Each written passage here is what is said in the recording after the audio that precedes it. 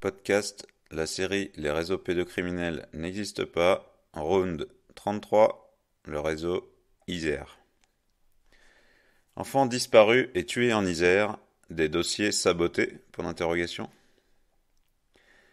En l'espace de 16 ans, 11 meurtres et disparitions d'enfants ont eu lieu en Isère, dont Grenoble est le chef-lieu. Seuls 2 de ces meurtres auraient, selon la justice, été résolus, et les dossiers de 2 meurtres viennent d'être enterrés. La justice dit avoir exploré toutes les pistes, ce qui ne semble pas être l'avis des familles. En tout cas, comme dans le dossier des disparus de Lyon, je vous renvoie à un podcast consacré au réseau Lyon.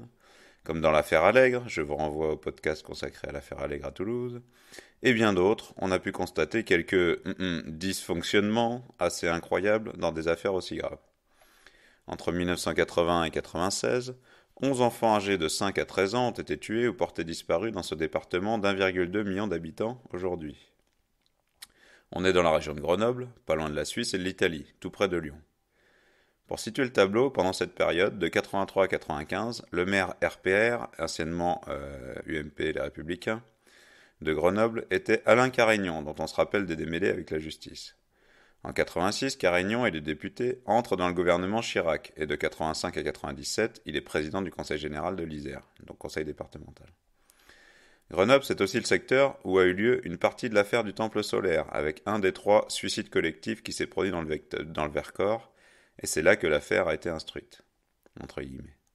Aujourd'hui, la mafia sicilienne semble bien implantée à Grenoble, avec quelques débordements tels que l'assassinat à l'aide d'une carabine de chasse à lunettes d'un détenu dans la cour de la prison juste avant qu'il n'aille voir le juge en 2008. Les meurtres et les disparitions. Officiellement, on en comptabilise 9, mais certains ont été oubliés, semble-t-il, des bilans officiels. Philippe Pignot, disparu le 25 mai 1980 à la Morte-sur-Isère, à l'âge de 13 ans. On n'a jamais retrouvé son corps. Ludovic Janvier, disparu le 17 mars 83, 3 jours avant le 20 mars, date de rituel satanique, à Saint-Martin-des-Hères, donc dans la banlieue de Grenoble, à l'âge de 6 ans et demi. Un peu avant 20h, il était parti avec ses 2 frères chercher un paquet de cigarettes à 200 mètres du domicile familial.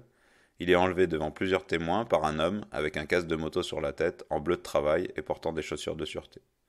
Cet homme, en outre, avait l'air gentil et connaissait le nom des enfants. Les enfants ne se sont pas méfiés et quand il leur a demandé de l'aider à chercher son chien, la famille de Ludovic s'était installée en Isère depuis la Sarthe 3 semaines plus tôt. Le corps de Ludovic Janvier n'a jamais été retrouvé. Un non-lieu a été rendu, mais le dossier de Ludovic, comme 4 autres, a été perdu, puis retrouvé en 2009. Je cite: il faut qu'un avocat saisisse un ministre pour lui signaler qu'il y a un problème au tribunal de Grenoble pour que subitement il retrouve les dossiers perdus, a souligné la sœur de Ludovic devant France Soir. Des ossements d'enfants retrouvés dans le Vercors en 85 remontent à l'époque de la disparition de Ludovic, mais n'ont pas été identifiés. Alors on va quand même faire une parenthèse. Donc sur les dossiers perdus, je vous renvoie à l'affaire de Lyon, où il y avait 99,9% des dossiers de non-lieu sur des dizaines d'années qui avaient disparu du tribunal. Donc ça, c'est une pratique connue. Deuxièmement, on peut parler un peu plus des disparitions d'enfants. Donc il faut savoir qu'en France, il y a à peu près 50 000 enfants mineurs de 15 ans et adolescents, donc de moins de 18 ans, qui disparaissent chaque année. L'immense majorité de ces disparitions inquiétantes sont des fugues d'adolescents, retrouvés par retrouvés. Et finalement, quand on reprend ces noms et ces listes entre 1 et 2 ans plus tard, on se rend compte que la plupart sont revenus au foyer ou ont été relocalisés, entre guillemets, parce qu'ils ont fugué et qui s'émancipent de leurs parents de manière unilatérale. Mais sur ces 50 000, il y en a toujours à peu près 1000, 1200, ça dépend des années, 800, 1000, 1200, qui ne sont jamais retrouvés. Mais jamais du tout. Et sur ces 1000, en fait, on a du mal à savoir quel est l'âge. Par exemple, on aimerait bien avoir la proportion de ces 1000 qui sont des gens de moins de 10 ans. Parce que me dire qu'un enfant de 8 ans, il s'émancipe de sa famille et qu'on le retrouve dans un squat, ça m'étonnerait. Hein. Donc ça, c'est la première chose. Nous, on a fait des pieds et des mains pour essayer d'avoir ça. On n'a pas réussi à l'obtenir. Les seuls chiffres qu'on a pu avoir, c'était pas par le ministère, c'était par un député qui, lors d'un colloque, avait réussi à faire cracher les chiffres au ministère, déjà pour avoir ces 1000. Donc la proportion des mineurs de 15 ans, on l'a pas, l'âge, on l'a pas. Nous, on aimerait bien avoir la localisation. évidemment, puisque si il y a beaucoup de mineurs qui disparaissent autour d'une certaine ville, c'est peut-être qu'il y a un mec ou un réseau qui est en train de choper des gamins dans la rue à tour de bras. Et on a des témoignages de pédophiles qui sont très bien organisés et qui racontent exactement ce genre de choses, des carrières d'enlèvement d'enfants, qui les revendent à des réseaux une fois qu'ils les ont utilisés ou qui les tuent selon leur humeur du jour. Donc voilà, il y a un gros souci sur la transparence par rapport à ces disparitions et également, du coup, par suite, par rapport aux enterrés sous X, c'est-à-dire qu'on retrouve des corps tous les ans, on en retrouve à peu près 1000 également, des corps enterrés sous X d'adultes et d'enfants, là pour le coup, pas uniquement des mineurs de 18 ans. Et en fait, on n'arrive pas à savoir quelle est la proportion de ces enterrés sous X. Donc on retrouve, mais qu'on n'arrive pas à identifier. Alors aujourd'hui, peut-être qu'avec la méthode ADN, ça s'est peut-être un peu amélioré, mais néanmoins, il n'y a pas de communication là-dessus par le ministère. On n'en trouve pas les chiffres. Et surtout, donc, on ne trouve pas les chiffres sur ces 1000 de combien il y a de mineurs. Ce qui est quand même facile à savoir, puisqu'ils ont des os de petite taille par rapport aux adultes. On peut savoir beaucoup de choses avec les dents, etc. Et pareil, on n'arrive pas à savoir où sont retrouvés les enterrés sous X. Donc c'est quand même des indices importants qui permettraient, si la police et les forces de l'ordre avaient des unités spéciales qui étaient en charge de faire des enquêtes contre les réseaux pédophiles en acceptant que ça existe, qui pourraient tout à fait aider à localiser ces réseaux, à comprendre mieux les filières, à comprendre mieux comment ils se débarrassent des corps, etc., leurs pratiques avec des autopsies, etc., etc. Voilà. Évidemment, sans surprise, évidemment, sur ces choses-là, on est au point mort.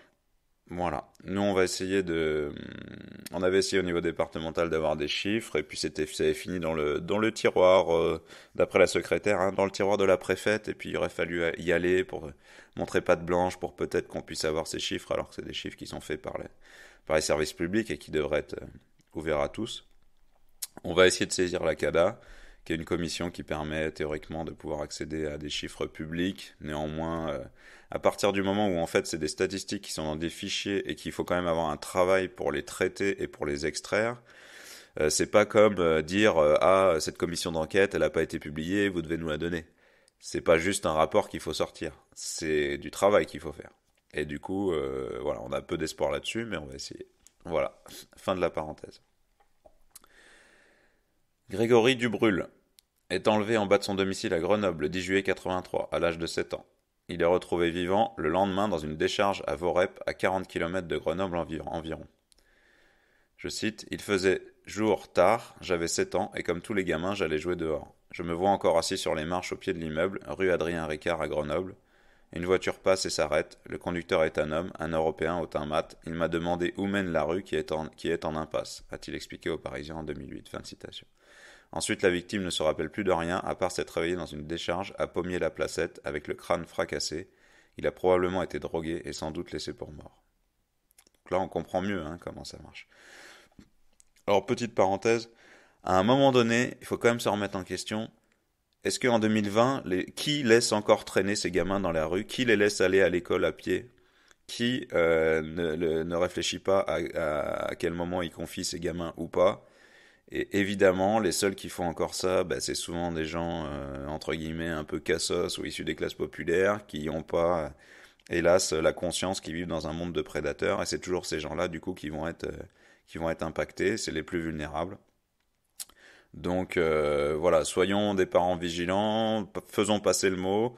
Et c'est là qu'on comprend aussi que si tout le monde avait l'information qu'on vit dans un monde comme ça, peut-être qu'il y aurait beaucoup moins d'enfants disponibles pour les prédateurs. Voilà. Alors sachant qu'ils ont d'autres filières, services sociaux, gosses de prostituées non déclarés, enfants clandestins, etc. Mais néanmoins, on peut déjà essayer de juguler cette chose en étant conscient. Fin de la parenthèse. Anissa Wadi est enlevée en bas de chez elle le 27 juin 85 à Grenoble à l'âge de 5 ans. Elle était descendue jouer en bas de son immeuble, on retrouve son corps 13 jours plus tard au barrage de Beauvoir. Elle aurait été étranglée, mais n'aurait, selon la justice, pas subi de violence sexuelle. Mais on peut se demander si un séjour prolongé dans l'eau permet de tirer de telles conclusions. Sharazed Bendouyou disparaît le 8 juillet 87 au pied de son immeuble à Bourgoin-Jallieu à l'âge de 10 ans. Vers 13 heures, elle descend jusqu'au local à poubelle de son HLM et disparaît. La police met plusieurs heures à entamer des recherches. En plus, il considère qu'on n'a plus revu la fillette après qu'elle soit descendue, ce qui est faux, sa sœur l'a vu remonter chercher de l'eau pour sa mère qui se trouvait en bas de l'immeuble. Pourtant, impossible de faire admettre cela à la justice qui a toujours refusé de voir la famille. Impossible également de mettre l'ADN de Charazette dans le FNAEG, donc le fichier national des, je ne sais pas, génétiques, des empreintes génétiques, le fichier qui les recense. Pas d'enquête non plus sur les possesseurs de Renault bleu, comme celle dans laquelle un ami de Charazette a cru la reconnaître après l'enlèvement. Quelques jours après la disparition de Charazette, les gendarmes reçoivent un coup de téléphone anonyme d'une femme qui balance le signalement d'un de ses amis qui l'a appelé pour s'accuser de l'enlèvement de plusieurs fillettes dans la région. Un homme de 44 ans qui aurait fait son service militaire pendant la guerre d'Algérie. Les enquêteurs vont alors interroger l'armée qui identifie 20 anciens d'Algérie correspondant à ce profil, mais seulement une dizaine sera interrogée. En 2003, la famille apprend par hasard qu'une instruction a été ouverte et que l'enquête est close depuis 13 ans. Le dossier prescrit a été rouvert en 2010, en considérant qu'il s'agissait d'une séquestration illégale. Oui, bien sûr. Le dossier a finalement été classé par un non-lieu le 8 novembre 2010. La famille dénonce un scandale, je cite. Les avocats, eux, dénoncent une justice qui n'a jamais accepté de recevoir les parties civiles alors que nous l'avons sollicité à plusieurs reprises, alors que nous estimions avoir des éléments nouveaux à apporter au dossier. Fin de citation. On n'a jamais retrouvé le corps. Alors là, on retrouve plusieurs éléments qu'on retrouve dans plusieurs dossiers. Donc, petite parenthèse. L'homme de main, souvent effectivement issu de l'armée ou on va dire des barbouzes ou de milieux un petit peu comme ça.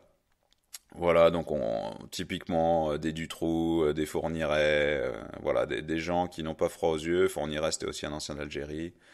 Et qui vont servir les réseaux, qui vont avoir peut-être des penchants psychopathiques, alors soit liés à leur expérience de guerre, stress post-traumatique, soit autres, qui sont tenus et qui vont être tout à fait d'accord pour faire ça, ou forcés, mais bon, la plupart du temps, ils sont plutôt consentants pour faire ces horreurs, et dont les réseaux vont se servir pour, évidemment, puisque c'est la part la plus risquée du job, de trouver des gosses comme ça.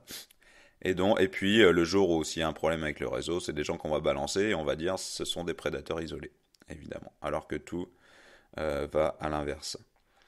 Sur le fait de ne pas entendre les familles, je vous renvoie à l'affaire de Montreuil, où on a quand même une famille donc avec des abus sexuels sur mineurs dans une école, à moitié, enfin pas à moitié couvert par la mairie, et où on a une famille qui attend d'être entendue par le juge d'instruction depuis plusieurs années.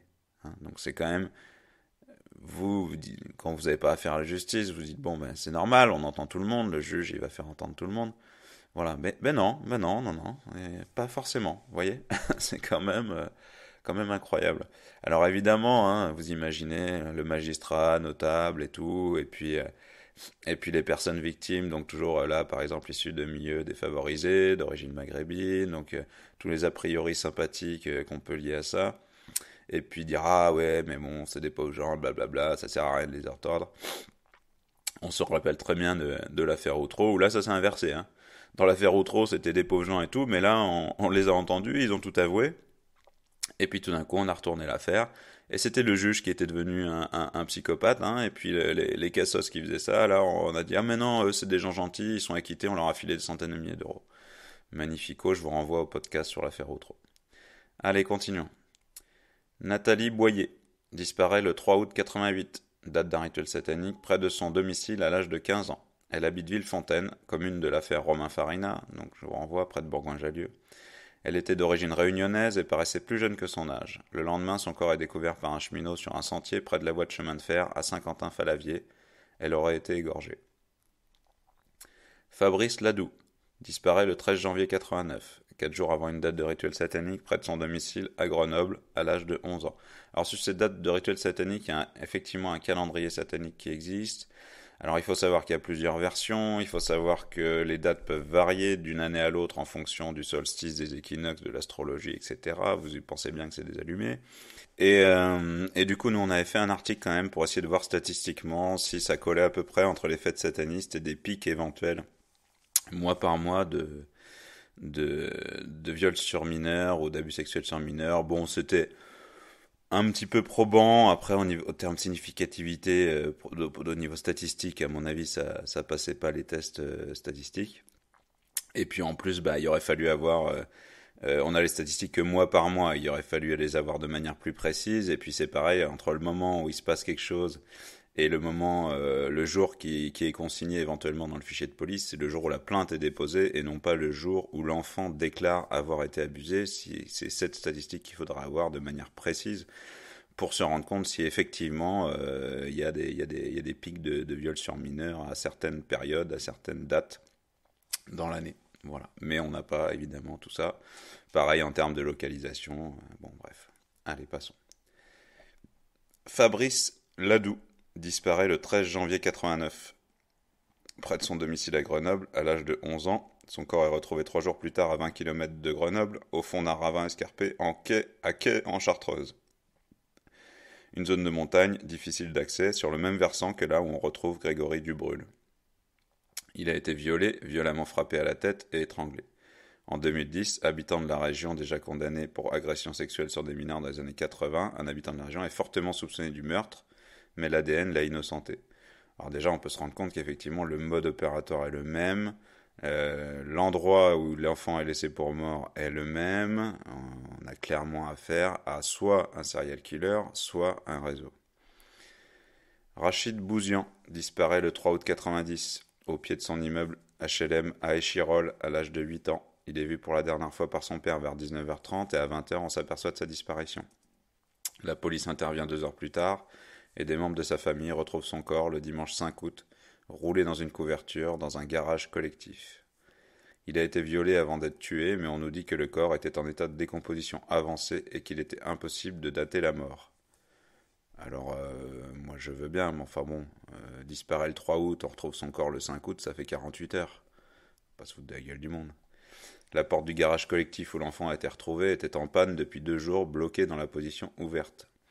Dans les semaines suivantes, un voisin, Karim Katefi, 26 ans, est arrêté. Il avoue avoir transporté le corps de l'enfant tué par son frère Kamel à ce moment en Algérie. Finalement, c'est bien Karim qui a été condamné à perpétuité et est mort en prison, encore jeune, et sans qu'on ait cherché s'il avait pu commettre d'autres enlèvements ou meurtres. Sarah Siyad, 15 avril 91, à Vorep, au nord de Grenoble, à l'âge de 6 ans. Elle aussi disparaît en début de soirée, vers 18-19 heures. On la retrouve morte le lendemain, violée et étranglée, dans un bois situé à 200 mètres de son domicile. Sa culotte a été arrachée et les policiers relèvent des traces de sperme sur tout son corps, mais on a dit que les mouchoirs pliés autour de l'enfant étranglé étaient les seuls indices exploitables. Une empreinte digitale est aussi disponible dans l'affaire Siad, retrouvée sur un paquet de mouchoirs jetables.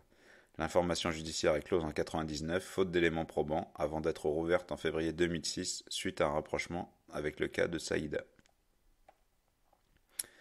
Léo Ballet disparaît le 19 juillet 96, au lac du Fourchu à l'âge de 6 ans. Il disparaît entre 17h et 19h alors qu'il est au bord du lac avec son père et ses 2 amis de son père. Il s'évanouit dans la nature alors qu'il rejoint seul son père en train de planter la tente quelques dizaines de mètres plus loin et qu'il vient de quitter les adultes partis chercher de l'eau. Le dossier a été clos par un non-lieu en décembre 2012. Une Citroën BX immatriculée dans les Bouches-du-Rhône est repérée dans le secteur de l'enlèvement, mais cette piste ne donne rien. Le corps n'a jamais été retrouvé. Plusieurs années après, une chose bizarre est ensuite arrivée à la famille de Léo Ballet. Un usurpateur, Frédéric Bourdin, s'est fait passer pour le petit Léo auprès de sa famille, mais un test ADN a révélé la supercherie au bout de 2 jours. L'affaire a été définitivement close en 2013. Saïda Berch disparaît vers 16h30 le 26 novembre 1996, près de Chérel, encore à Vorep, dans la banlieue de Grenoble, alors qu'elle fait un trajet d'une centaine de mètres entre son domicile et un gymnase situé à côté. Elle est retrouvée morte 2 jours plus tard à 1 kilomètre de chez elle, dans un canal, étranglée avec son sweatshirt. Elle a été étranglée vraisemblablement dans l'eau, mais l'examen médico-légal ne révèle aucune trace de violence sexuelle. Non loin du corps de la petite Berche, retrouvé au bord du canal à Vorep, un magazine pornographique a été retrouvé. Des similitudes sont vite survenues avec le meurtre de Sarah Siad à Vorep en 91. Les suites. En 2008, 12 gendarmes sont mobilisés en grande pompe pour créer la cellule Mineur 38, destinée à faire un lien entre toutes les affaires d'enfants disparus. Mais très vite les effectifs sont réduits, les dossiers classés et les familles ne sont toujours pas entendues par la justice. Suite aux pressions menées par des avocats de famille, la justice relance l'enquête sur 9 meurtres ou disparitions en 2010. Suite à la découverte en juin de 3 dossiers perdus, ceux de Ludovic Janvier, Grégory Dubrulle et Sharazed Bendouyou, c'est la cellule Mineur 38 qui est chargée de l'enquête. Donc ça rappelle bien la cellule qui avait été créée pour l'affaire Alegre et on sait comment ça a fini.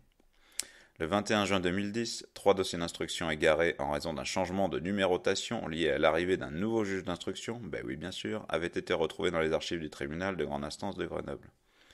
Michel Alliot-Marie, ministre de l'Intérieur, demande une enquête interne sur les dysfonctionnements de la justice dans les dossiers de ces meurtres et disparitions.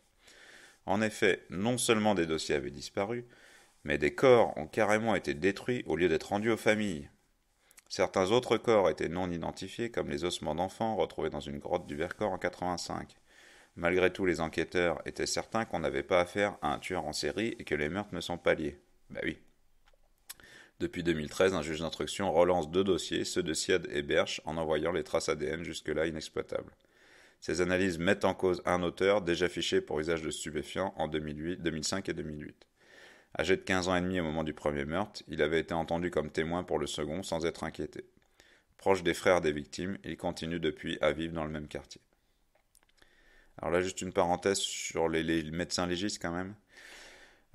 Par exemple, on pourra citer le gendarme Jambert qui se suicide au fusil de chasse de 2 balles dans la tête. Bon, c'est voilà le genre de blague, mais à partir du moment où tu as le médecin légiste de ton côté, le mec il dit n'importe quoi et ça passe, il n'y a pas de souci. On pourra citer aussi l'affaire Eliane Kabyl. Donc c'est plus sur des adultes, mais là, juste pour vous citer un élément, c'est-à-dire qu'on va retrouver... donc il y avait un souci sur le corps, sur les trafics de corps, d'organes, etc. Donc de Madame Eliane Kabyl. Son fils a cherché à en savoir plus. Il a réussi à faire déterrer le cercueil de sa mère. Quand ils ont ouvert le cercueil, il n'y avait pas le corps de sa mère, il y avait des parties de corps d'enfants dans le cercueil. D'accord? Donc là, vous comprenez mieux les filières pour se débarrasser des choses gênantes. Ok, on continue. En juillet 2013, un recoupement ADN mène la justice sur les traces d'un type dont on a prélevé l'ADN suite à une infraction routière en 2005, Georges Pouille. Il avait été vu par plusieurs témoins peu avant la disparition de Saïda Berche, et il est entendu comme témoin par les gendarmes, mais nie avoir vu la fillette. Pourtant, alors que 960 personnes ont été fichées durant l'enquête, les empreintes de Georges Pouille n'ont jamais été prélevées. Je cite, au sujet de l'affaire Berche, il a raconté que Saïda lui avait demandé de lui prêter son vélo, ce qu'il a fait, avant de s'énerver lorsqu'elle a réitéré sa demande. Il l'aura alors frappé à la tête, étranglé avec le sweatshirt qu'elle portait et déposé à proximité d'un canal. Sur la suite, il n'a guère de souvenirs, mais assure qu'il s'agissait d'un accident, explique Le Monde. Mais oui. Il avait alors 15 ans lors du meurtre de Sarah et connaissait les 2 familles de Sarah et Saïda, notamment certains de leurs frères. Le dénommé Pouille a été décrit comme un pauvre clampin handicapé, employé dans un centre d'aide par le travail, vivant dans la misère, mais apprécié dans tout le quartier où tout le monde, y compris sa compagne, a été très surpris d'apprendre qu'il avait commis ces 2 meurtres. Mais finalement, les médias lui ont quand même trouvé un profil inquiétant. Il aurait admis avoir été présent sur les lieux du crime au bout de sa 4e audition. Selon la police, l'assassinat de Saïda était en fait une vengeance contre ses frères. Pourtant, la justice n'a pas reconnu la préméditation. Georges Pouille n'a toujours pas été jugé. Pourtant, la presse considère que ces 2 crimes sont résolus. Quant aux 2 autres meurtres, ceux de Charazette Bendouyou et Ludovic Janvier, resteront irrésolus puisqu'ils ont été classés début novembre par un non-lieu, malgré qu'on n'ait toujours pas retrouvé les corps. 2 dossiers qui faisaient partie des missions confiées à la cellule mineure 38. Je cite, « Il faut savoir fermer un dossier », a déclaré le procureur. « Nous sommes effarés par ces décisions. Les juges ont refusé de les recevoir durant la procédure et de prendre en compte nos demandes d'enquête complémentaires. La justice ne s'est clairement pas donné les moyens d'enquêter, c'est ahurissant, je n'ai jamais vu un tel défaut d'humanité », a réagi Maître Seban, l'un des avocats des familles, interrogé par Le Parisien. Fin de citation. Malgré tout, la justice se dit sûre qu'aucun tueur en série n'a été impliqué dans ces disparitions et meurtres et que les meurtres n'avaient pas de lien. Bien sûr. Même si ce n'est pas le cas pour tous, il est assez clair que les similitudes apparaissent entre certains de ces 12 dossiers. Pour la presse de l'époque non plus, ces affaires n'avaient aucun lien, à part peut-être l'impunité du tueur et la maigreur des dossiers d'enquête. On n'en revient pas qu'autant d'enfants aussi jeunes puissent disparaître et être massacrés en France dans un si petit périmètre sans que la justice ne débloque des moyens suffisants pour faire cesser l'épidémie de meurtre et d'enlèvement de mineurs. Il est incroyable qu'on ne trouve un coupable qu'aujourd'hui suite à la lutte d'un cabinet d'avocats. Une dizaine de ces meurtres, disparitions ou même l'agression de Grégory Dubrulle restent irrésolus. Depuis, en tout cas, on n'entend plus parler d'affaires similaires dans cette région.